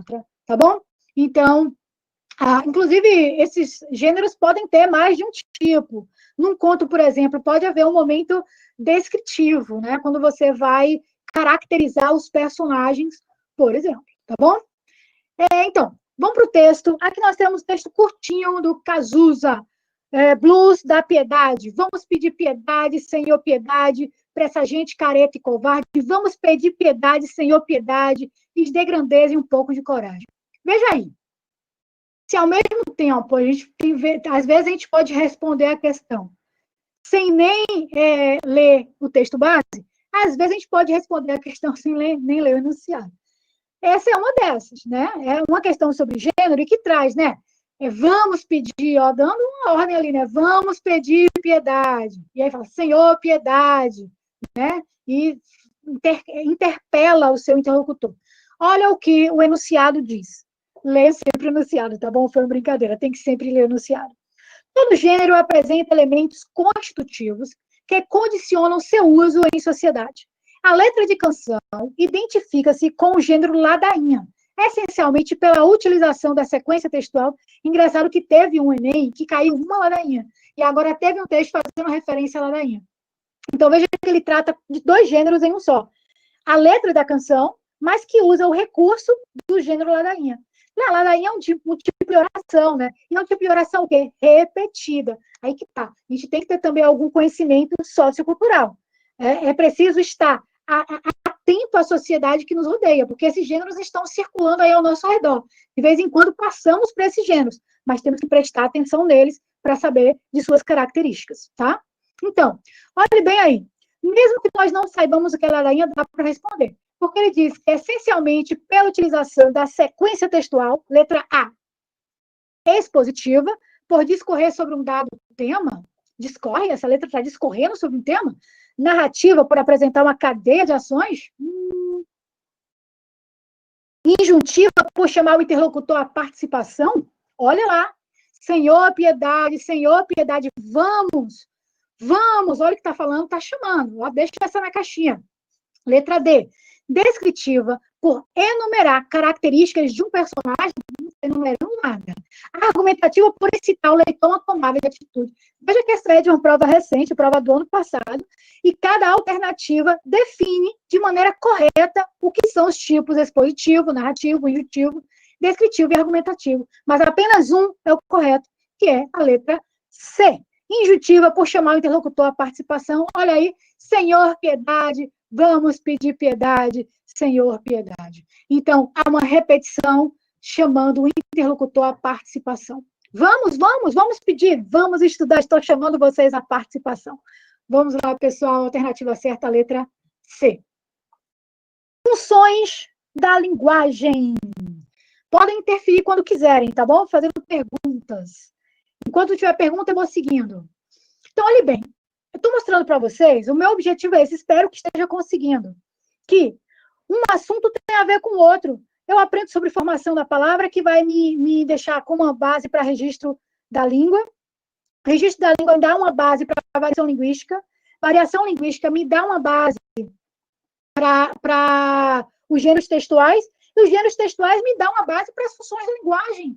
Claro que sim, porque as funções da linguagem têm tudo a ver com a função de cada um dos textos. Então, se nós sabemos identificar o tipo textual de cada gênero, identificando sua função sociocomunicativa, você também vai conseguir identificar a função da linguagem, porque eles estão atrelados. Perceba, muitas pessoas sabem da função da linguagem só isso. A função emotiva, centra-se no emissor.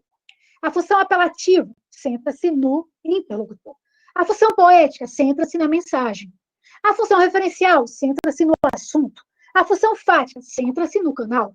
A função metalinguística, centra-se no próprio código.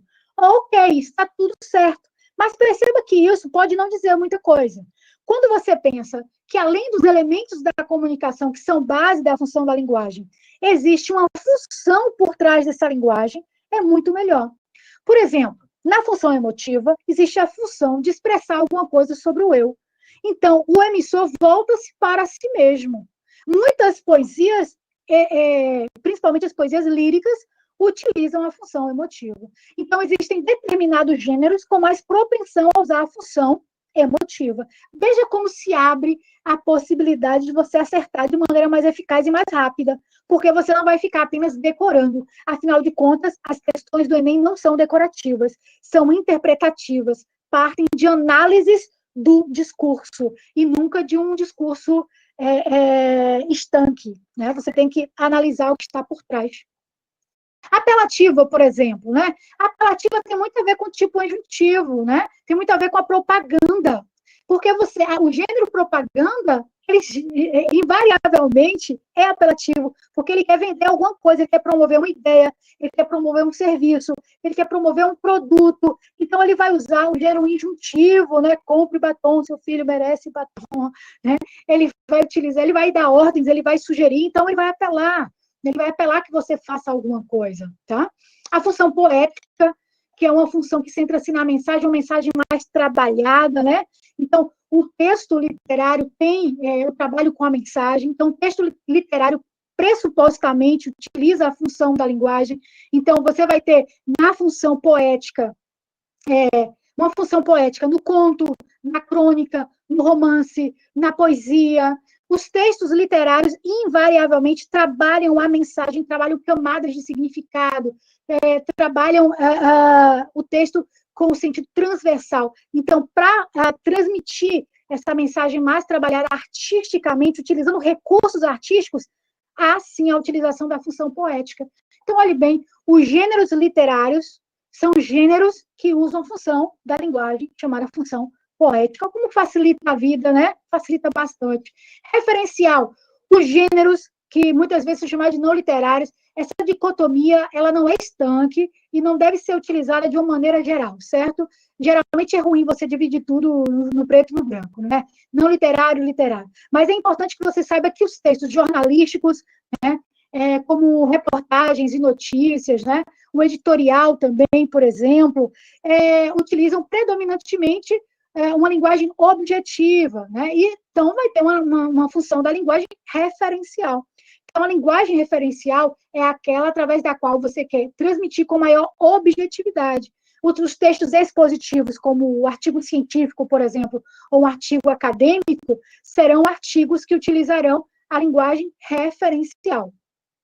A função fática, você vai testar o canal, o tempo todo testando o canal para saber se o canal está funcionando. Agora mesmo, a gente está fazendo uma espécie de webinário, né, uma aula online, onde eu não estou vendo o meu público, não estou vendo os meus alunos, os meus interlocutores, não estou vendo nem as pessoas que estão mediando. Ou seja, estou olhando para uma câmera, olha a situação, está meio complicado, meio estranha essa situação. Então, eu vou testar, e aí, vocês estão me ouvindo, vocês estão entendendo? Isso aí é a função fática. E a função metalinguística, né, que é falar do próprio canal. Quem já assistiu Cinema Paradiso? É um filme que fala de um filme, né? Então, você tem um filme dentro do filme, né? Tem uma poesia que fala da poesia, né? Por exemplo, você tem uma poesia do Drummond, ele fala que gastou dinheiro pensando no poema que a pena não quer escrever. Enquanto ele está escrevendo, falando que está pensando no poema que a pena não quer escrever, o poema está se fazendo, é metalinguagem. Então, olhe bem, um poema, ele pode ter a função poética e pode ter também a função metalinguística. Ou seja, um gênero textual pode apresentar mais de uma função. Estudar gênero, estudar função não são coisas separadas. É isso que eu quero mostrar para vocês. Vocês devem ver como coisas complementares, são assuntos complementares. Se eu entendo qual é a função do texto, qual o objetivo do texto tal fazer uma poesia falando sobre a própria poesia. É metalinguístico, né? Ok? Então, quando eu identifico os elementos da comunicação e concilio com a função sociocomunicativa do gênero que eu analiso, eu vou achar de uma maneira muito mais eficaz e rápida as funções da linguagem. Vamos lá, vamos para o texto. Olha, vamos primeiro para o enunciado, né? Lubrificar aqui as pregas vocais. O cumprimento da função referencial da linguagem é uma marca característica do gênero resumo de artigo acadêmico. Olha bem, ele está falando, olha bem como o Enem sabe muito bem que não dá para estudar a função da linguagem sem estudar gênero. Ele traz um gênero, artigo acadêmico. Todo texto acadêmico é um texto formal, situação de avaliação, né? Você faz um texto acadêmico para ser avaliado, né? Um projeto de pesquisa, um artigo, uma tese, uma dissertação de mestrado, um TCC, né? O trabalho de conclusão de curso, de uma graduação. Todos eles são textos acadêmicos que são formais, então vão ter uma norma culta predominante, né? O registro formal padrão mais predominante. E eles utilizam menos termos conotativos, utilizam uma linguagem mais objetiva. Então, olha bem, isso caminha para o quê? Para uma função referencial. Então, vamos lá. O cumprimento da função referencial da linguagem é uma marca característica do gênero resumo de artigo acadêmico. Na estrutura desse texto, estrutura fala de tipo, hein? Essa função é estabelecida pela letra A, impessoalidade na organização, da objetividade. Falou, eu quero ler o texto. Gente, vou mostrar para vocês que nem precisa, olha bem.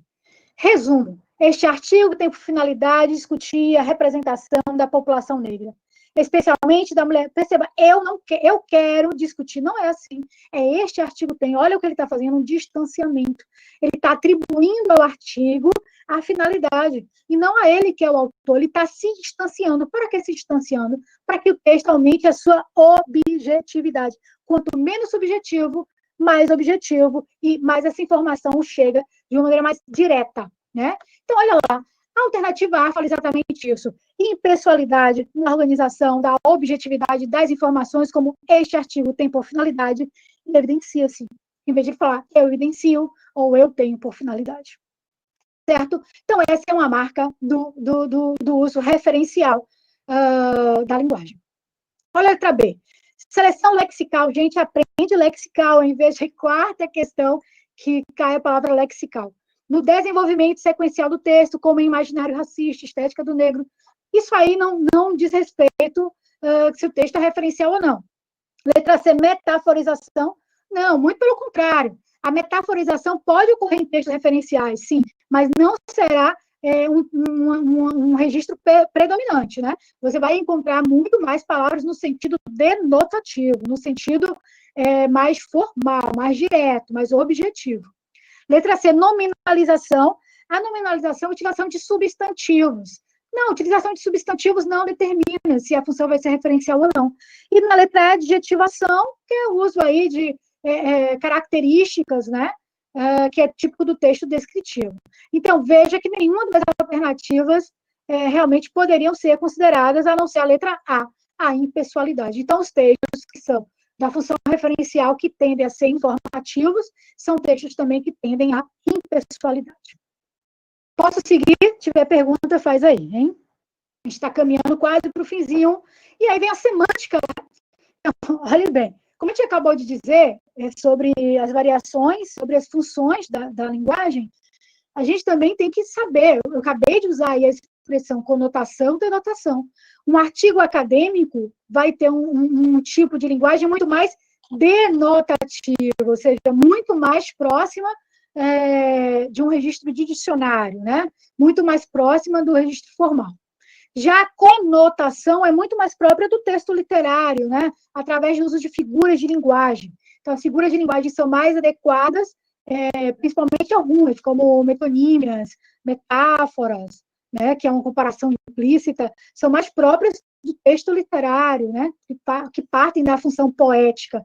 Textos com função poética, invariavelmente, vão usar, em alguma medida, a língua no sentido conotativo. E os textos referenciais vão usar de maneira predominante a denotação. Olha bem, a polissemia é quando uma palavra pode ter múltiplos sentidos dentro do texto, né, que trabalha também com a ambivalência de uma palavra, né? A paronímia são palavras que são muito parecidas, né, mas sim, significam coisas diferentes, como absorver e absolver. A homonímia é quando elas são escritas de maneira igual, ou com tal som, ou com tal grafia, mas tem sentidos diferentes, como manga, fruta, e manga de camisa, né, por exemplo. A sinonímia, quando elas têm ali o campo semântico, né, bem aproximado, né? Então, a sinonímia ela pode acontecer a depender do contexto, né? A antonímia também. Então, toda a semântica nada mais é do que o sentido das palavras. E esse sentido da palavra não deve ser analisado fora de contexto. Então, olha aí a palavra-chave que eu coloquei embaixo, contexto linguístico. Você tem que avaliar semanticamente as palavras dentro de um contexto linguístico. Só assim você vai saber se ela está no sentido conotativo ou denotativo, se ela está ambivalente ou não, se ela pode formar um par de sinônimo com outro ou não. Por exemplo, Leblon e Pernambuco não são antônimos, mas na música O Quereres, do Caetano Veloso, ele fala de Quereres, Leblon e Pernambuco, criando aí um par de oposição, né, onde Leblon significaria aí uma representação da elite do Sudeste e o Pernambuco representaria o Nordeste, opondo aí essas duas localidades tão diferentes existentes no Brasil, esse país tão continental, né, e tão diverso. Então, ele criou uma antonímia partindo daquele contexto da letra da música. Então, você tem que ver a análise semântica dentro dos textos, ou seja, dentro dos gêneros. Uma palavra pode estar no sentido denotativo de um gênero e conotativo em outro. Então, a análise é sempre contextual, certo? Olha aí. Então, mais uma questão. Vamos para o enunciado. Olha lá. O texto trata da diferença de sentido entre vocábulos muito próximos. Essa diferença é apresentada considerando-se. Temos que ir para o texto. Vamos lá. Nuances. Nuances são mudanças, assim, mas mudanças tênues. Tênue é uma linha bem fina, uma divisão bem, né? Então, a nuance. Você pega vários azuis, vários tons de azul formam um degradê. Então, há nuances diferentes de azul, né? Vamos lá, então. que a gente tem aqui, ó. Euforia, alegria barulhenta. Felicidade, alegria silenciosa. Gravar, quando o ator é de televisão. Filmar, quando ele deixa claro que não é de televisão. Grávida, em qualquer ocasião. Gestante, em filas e assentos preferenciais. Guardar, na gaveta. Salvar, no computador. Salvaguardar, no exército. Menta, no sorvete. Na bala ou no xarope. Hortelã, na horta ou no suco de abacaxi. Peça, quando você vai assistir. Espetáculo, quando você está em cartaz com ele. Então, olha bem, ele pega palavras que são aparentemente sinônimas, ou algumas que estão no mesmo campo semântico, ou seja, estão ali com sentidos muito próximos, como o enunciado diz, mas ele utiliza situações diferentes. E isso né? E a gente vê isso no nosso dia a dia mesmo, né? Ninguém vai lá fazer um chá de menta, o pessoal fala, vou fazer um chá de hortelã, mas vai comprar um Trident de menta, né? Então, por aí vai, né? Então, há variações. Então, Olivia, essa diferença é apresentada considerando a alternância de sonoridade. A sonoridade na língua tem a ver com a pronúncia, não tem nada a ver com pronúncia o texto, tem a ver com sentido, é semântica. Prosódia que tem a ver com pronúncia, né? A adequação às situações de uso, olha aí, espera aí, ele está mostrando usos diferentes para situações diferentes. Gente, essa questão está entre as fáceis, né? A letra C, marcação flexional das palavras, nem um pouco, né? Nem tem nada a ver com a flexão, as alterações, né, de número e gênero que as palavras sofrem. Grafia da norma padrão da língua, não há aí uma análise do grau de formalidade da língua, né? Se está no formal ou informal. Por exemplo, vou voltar lá para o texto. Se eu falo guardar ou salvar, isso não é suficiente para falar se eu estou na norma padrão ou não. Né? Hortelã, menta, a mesma coisa. Filmar, gravar, a mesma coisa. Felicidade, euforia, a mesma coisa. Não há diferença de grau de formalidade. O contexto não determina isso. E letra E, categorias gramaticais das palavras. As categorias gramaticais são as classes gramaticais, né? São as 10, substantivo, adjetivo, pronome, verbo, advérbio, artigo, conjunção, preposição, interjeição, advérbio. Então, essas são as categorias gramaticais, não tem nada a ver. Ele pegou todas as palavras, que são substantivos, euforia, felicidade, substantivo, gravar, filmar, verbo, né? Por aí vai. Então, ele não colocou palavras de categorias gramaticais diferentes, ele colocou palavras de mesma categoria, mas com sentidos diferentes, apesar de aproximados diferentes. E esses sentidos diferentes, porque tinham nuances diferentes. Então, era mais adequado para um contexto que a outro. Por exemplo, a palavra medíocre e a palavra mediano. Se você for ao dicionário, medíocre e mediano são palavras sinônimas. Então, eu posso falar, o meu aluno é medíocre, o meu aluno é mediano. É óbvio que se meu aluno tirou 6, valendo 10, eu não vou falar que ele é medíocre. Por quê? Porque a convenção social deu uma carga pejorativa à palavra medíocre. Então, não é adequado o uso de medíocre para eu me referir a um aluno. Mas seria adequado eu falar que meu aluno está com a nota mediana, certo? Então, apesar de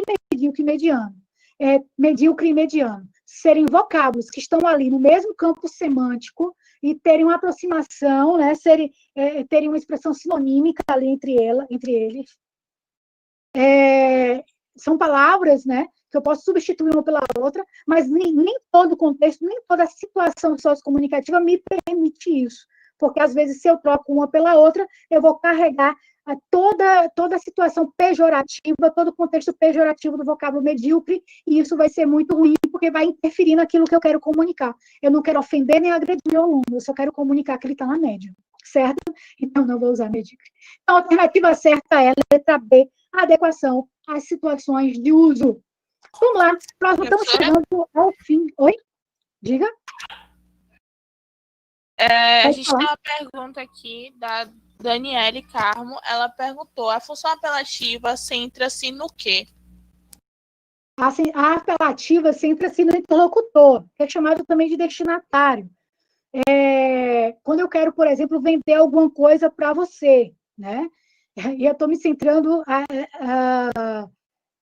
justamente naquele que fala comigo, né? Então, ele geralmente vai ter vocativo. O que é um vocativo? É um dos termos de oração, é um termo à parte, né? Através do qual eu evoco uma pessoa. Então, geralmente, eu vou usar, por exemplo, você quer que a sua professora, você tirou sei lá, 7 na prova, mas você precisava tirar 7,5 para não ir para a recuperação. Então, você vai para a sua professora, ô professora Aníbal, usando vocativo, ó, a senhora deveria acrescentar minha nota, né? A senhora poderia acrescentar minha nota. Então, você está ali apelando para que eu faça uma alteração na nota, para que você não vá para a recuperação, certo? Então, esse é um contexto sociocomunicativo dentro de uma sala de aula em que a função apelativa pode ser utilizada. O professor, quando quer que o aluno faça o exercício, né, estude mais, o professor também pode apelar para a turma, né? Se referindo à turma, caros alunos, queridos alunos, vocês devem fazer o exercício. Quando vocês fazem o exercício, e aí ele sai, né, numerando características positivas que o aluno pode passar a assumir a partir de seus estudos, né? Então, a função apelativa centra-se no interlocutor, porque ele está focado em convencer o interlocutor, a ordenar o interlocutor, a fazer com que o interlocutor mude o seu comportamento, altere o que ele vai dizer, né? Um processo de convencimento do interlocutor. Por isso que as propagandas são essencialmente apelativas, certo? Vamos lá. Posso seguir? Tem mais alguma pergunta? Mais alguma pergunta? Sem mais perguntas, pode continuar. Então, vou seguir. Eu tenho quanto tempo? Só me alerta aí, por favor. 26 minutos. 26 minutos, ótimo. Tá bom, obrigada. Análise do discurso. E aí, tudo que a gente fez até agora não deixou de ser uma análise do discurso, galera. Porque sempre a gente está analisando o texto. E veja que a análise do discurso é a análise do próprio enunciado, né? Que o enunciado vai dando pistas. O enunciado do Enem responde mais ou menos a metade da questão. E a alternativa a outra metade, né? Então, o texto base é uma orientação. Então, mas existem questões específicas de análise do discurso. E essas questões específicas de análise do discurso vão tratar da estrutura do texto.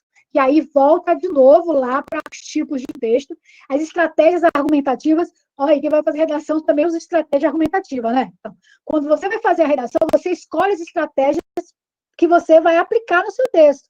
Então, quando você lê um texto, você também tem que perceber que o autor escolheu as estratégias argumentativas dele.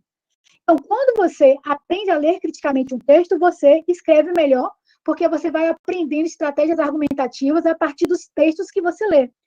Ao mesmo tempo que quanto mais você escreve aplicando estratégias comunicativas, mais você vai ler melhor, porque mais você vai também conseguir identificar a estratégia comunicativa que o autor do texto que você leu aplicou.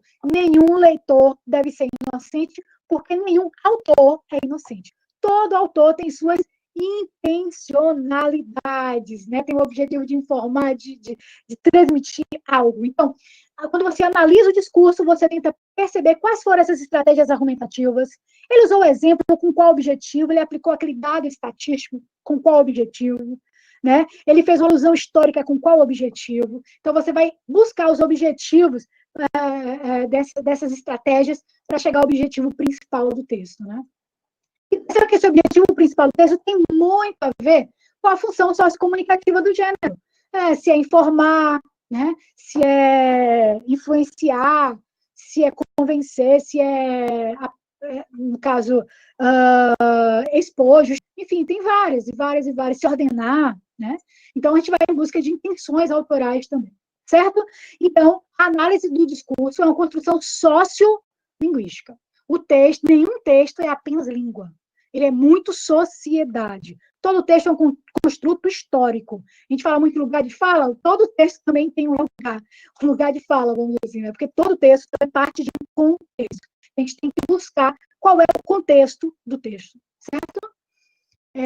Olhe bem. Então, vamos a essa questão, considerando-se as informações abordadas no texto, ao iniciá-lo com a expressão, na verdade, o texto sugere como objetivo principal, vamos voltar lá para o texto, na verdade, o que se chama genericamente de índio é um grupo de mais de 300 povos que juntos falam mais de 180 línguas diferentes. Percebam. Eu nem preciso ler o resto do texto, porque o texto já se apresenta todo aí. Ó.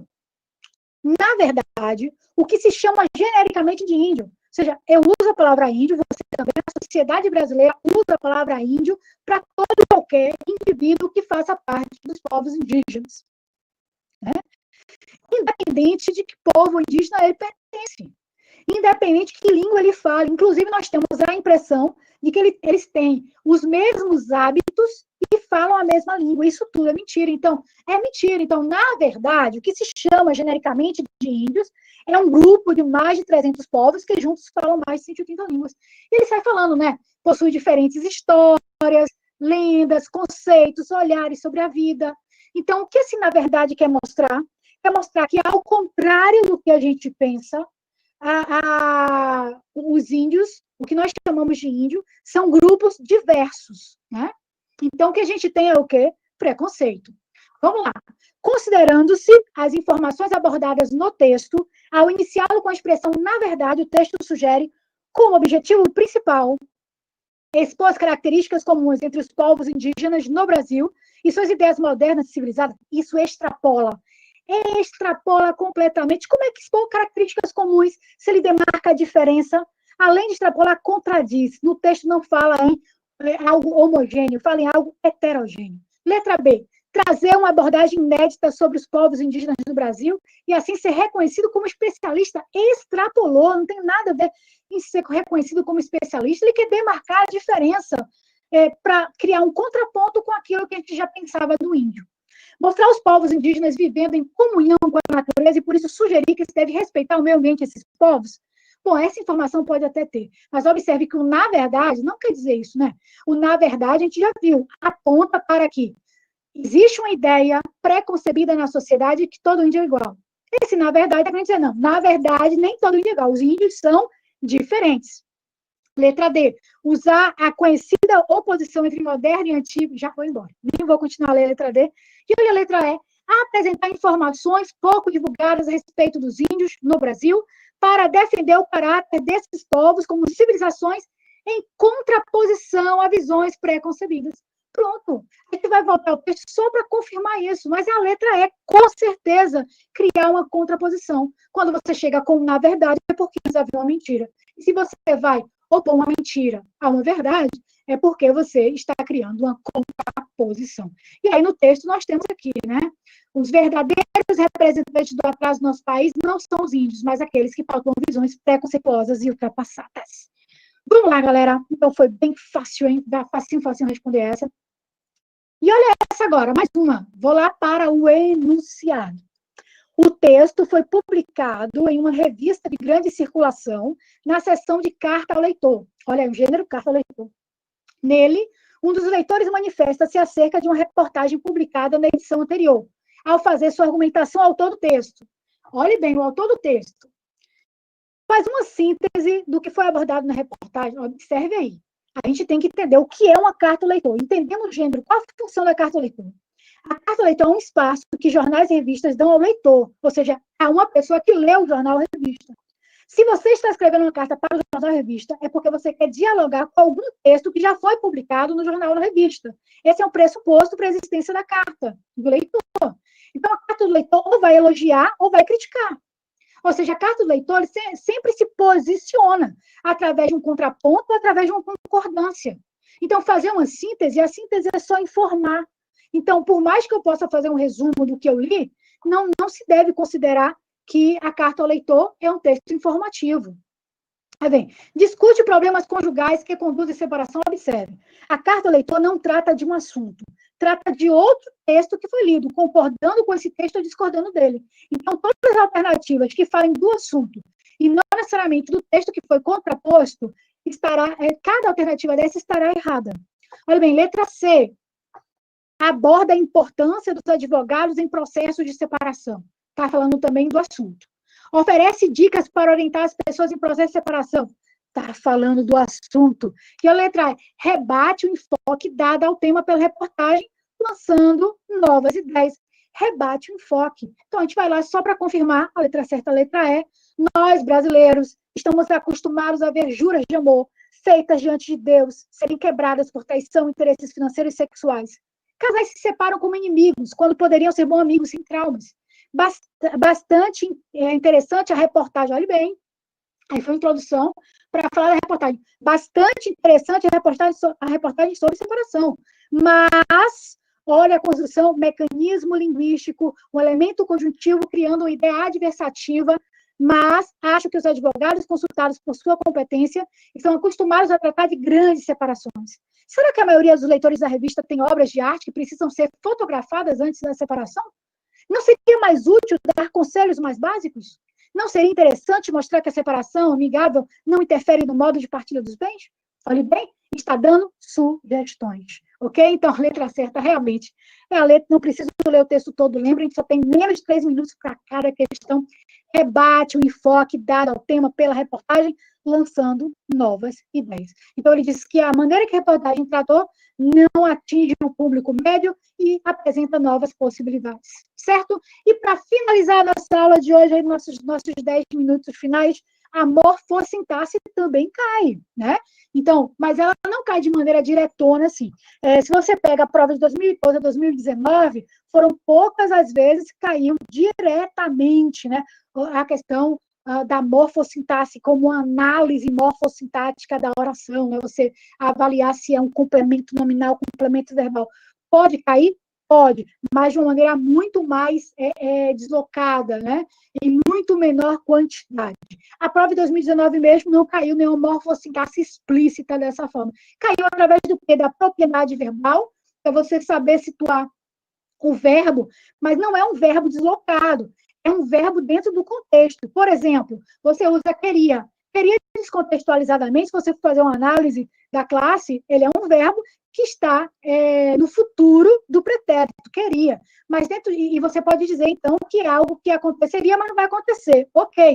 Mas dentro de um contexto sociocomunicativo, esse queria pode demonstrar o que você ainda quer, porque ele pode estar expressando um desejo.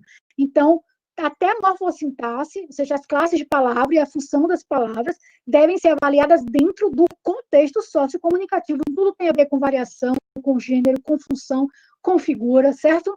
Então, a função sintática não cai de maneira explícita muitas vezes. A colocação pronominal é uma das formas de cobrança dessa função sintática, mas nem sempre, né? Ele pode usar a colocação pronominal como maneira de avaliar os graus de formalidade, por exemplo, o uso da mesóclise como marca da norma culta, ou então como uma marca de variação diacrônica, porque antigamente havia muito mais uso da mesóclise e contemporaneamente está caindo desuso da mesóclise, então há uma variação diacrônica, enquanto a mesóclise seria martia, martiei, né? O pessoal fala, eu te amo, não quer nem saber. Então, a colocação pronominal também pode demarcar o grau de formalidade e é dessa forma contextual que o Enem cobra. E os recursos linguísticos, né, que demarcam o uso, por exemplo, de mecanismos que ligam o texto, além da organização das orações, né?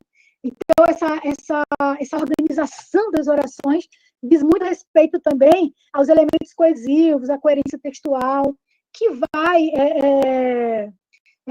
também ter relação com semântica, porque a relação que você faz entre as orações, né? Quando você estuda, por exemplo, oração subordinada, oração coordenada, você está usando também uma análise semântica daquilo que você está construindo textualmente, tá? Então, para finalizar, só a nossa último textinho aí, então você tem assim, ao escrever um artigo de opinião, o produtor precisa criar uma base de orientação linguística que permita alcançar os leitores e convencê-los com relação ao ponto de vista defendido. Diante disso, nesse texto, a escolha das formas verbais em destaque objetivo. Vamos voltar para o texto? Olha lá. Escolha das formas verbais. Você tem. Eu grifei, não precisa ler o texto todo, já fui para a forma verbal. Por esse motivo, carregamos, né? Todavia, não podemos reduzir. Aí depois fala, entretanto, desenvolvemos, somos livres, controlamos. Então, veja que o autor do texto não usa o eu, ou não usa a impessoalidade. Ele usa o nós. O nós é eu mais ele, é eu mais tu, é eu mais alguém. Então, ele envolve um leitor, né, também na abordagem. Então, qual o objetivo? Criar uma relação de subordinação? Não é hierarquia. Ele coloca os dois no mesmo patamar. Enfatizar a probabilidade de que toda a população brasileira esteja aprisionada aprisionada a novas tecnologias? Bom, só pelo uso da forma verbal não dá para identificar isso, né? Indicar de forma clara o ponto de vista de que hoje as pessoas são controladas pelas novas tecnologias.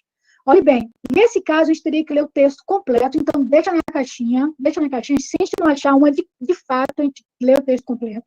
Letra B, tornar o leitor co-partícipe do ponto de vista de que ele manipula as novas tecnologias por elas manipuladas. Gente, olha aí, quando eu falo assim, carregamos, podemos, somos, controlamos. Se não sou eu que controlo, não é você que controlamos, nós somos co-partícipes, independente de qualquer coisa que aconteça, você também está envolvido nisso, né? Então, a alternativa certa é a letra D. Bom, galerinha, o meu tempo acabou, né? Tinha só mais uma questão aqui, que eu posso deixar depois a resposta, mas o tempo finalizou. Só queria deixar a última mensagem, que é, ao interpretar um texto, muito cuidado com a extrapolação, ou seja, assinalar uma alternativa que o texto não sustenta, que está mais genérica do que o texto. A redução, que é se apegar apenas a uma ideia parcial do texto, sem compreendê-lo numa integridade. Contradição, que é justamente assinalar uma alternativa que se opõe ao texto. Então, esses são os 3 obstáculos a uma boa interpretação. E percebam que nem sempre é preciso necessariamente a leitura do texto, então partam sempre para a leitura do enunciado, partam depois para a leitura das alternativas, e assim você lê logo depois o texto base, ok? Essa é a ordem mais adequada. Internalize os conceitos por trás de cada questão, e se a gente consegue internalizar os conceitos e principalmente interrelacioná-los, uma questão acaba respondendo a outra questão. Uma questão de gênero responde a uma questão de função, que responde a uma questão de semântica, que responde a uma questão de morfologia, e assim sucessivamente. Certo, galera? Então, muito obrigada e sucesso a todos. Eu sou a professora Nívia Maria, obrigada pela presença de vocês, obrigada pelo convite feito aí pelo Avante. E vamos avante nesse sucesso em busca da nossa aprovação. Tchau, galera.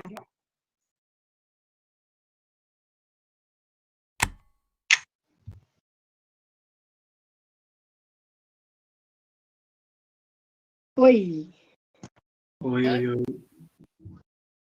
Ah.